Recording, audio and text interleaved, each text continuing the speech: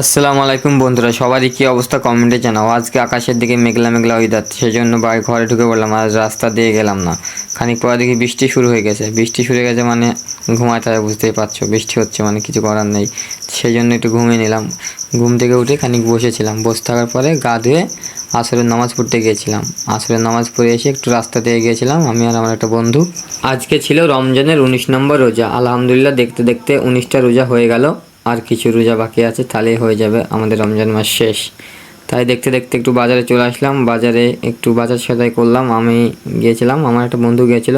বাজার করার পরে চলে এসেছি আমি আমার বন্ধু একটা দাঁতন ভাঙতে। সময় আর বেশি নেই, সেজন্য দাঁতন করতে হবে। তাই দাঁতন ভাঙলাম, দাঁতন ভাঙছে ওখানে। আমি একটু ভিডিও করে নিলাম। দাঁতন ভেঙে দাঁতন করতে করতে চলে আসলাম বাড়ি। বাড়ি এসে বেশি সময় ছিল না, সেই জন্য দাঁতন করে উজু করে ইফতার নিয়ে বসে পড়লাম। ইফতারের সময় হয়ে গেছিল, তাই ইফতার করে ফেললাম।